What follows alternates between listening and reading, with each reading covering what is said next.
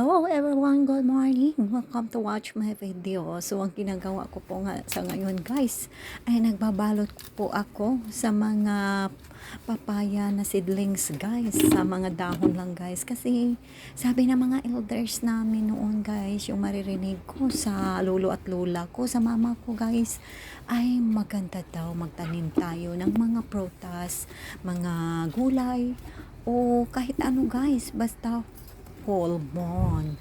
So, ngayong araw na to guys ay full moon. So, yan, na ano ako. So, sayang naman itong mga papaya na seedlings na to pag hindi ko itatanim. Kasi mapapakinabang to guys sa pagmamumungan na. Sabi nila pag may itinanim may aanihin tayo. So, ito ang ginagawa ko sa ngayon kahit mainit guys. Inano ko po sila, sinubukan ko lang tong binabalot sila sa dahon guys, kasi may nakita naman ako noon guys sa kaibigan ko nagtrabaho sa DE. So ang ginagawa po niya ay binabalot po niya ang hindi yun papaya guys, pero nakikita ko lang ang pichay. So ito po ang ginagawa niya, so binabalot lang po ng dahon. So sinubukan ko po itong papaya kasi wala naman akong silopin na maliit guys na kalagyan po nila, at malayo naman pag magbili pa ako doon sa city. So gagasto pa ako ng pamasahe at ang init-init na po sa ngayon guys.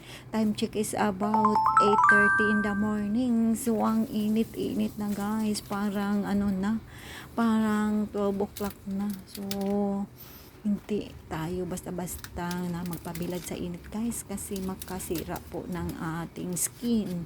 So ayan, ito na po, marami na po akong nababalot guys. So sa tingin ko guys, ang dahon ay madaling malanta, so hindi siya makasira ng mga guys, ugat ng papaya. So ayan guys, malapit na po kung matapos. So, siguro ang tapusin ko lang po guys na mga 10 puno lang po ang itatanim ko sa ngayon, kasi ang area ko guys ay ang sikip-sikip na. Ang dami ko nang natanim doon guys. May gulay at saka flowers. At may kasama pa din ako guys, malapit ng ma-harvest.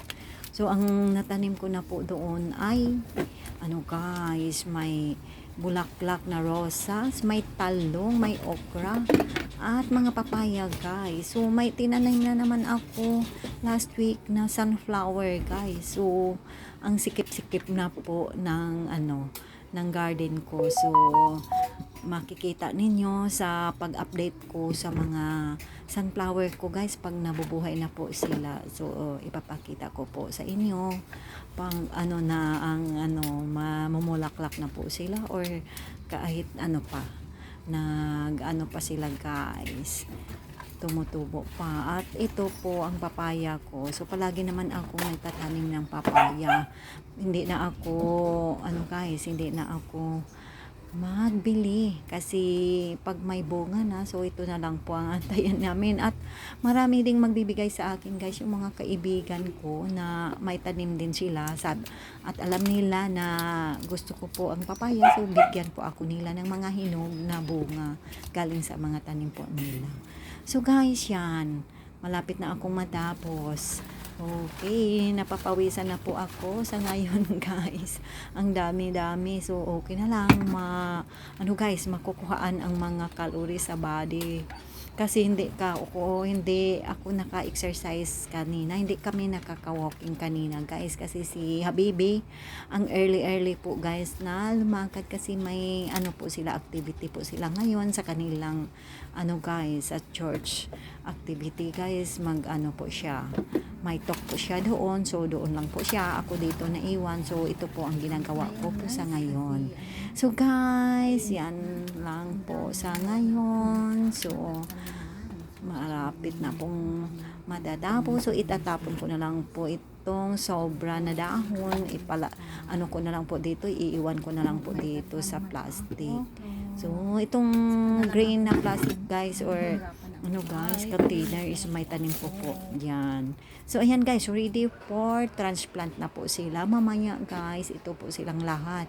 10 lang na puno ang ginagawa ko guys kasi init na. Okay guys, thank you for watching my video. God bless.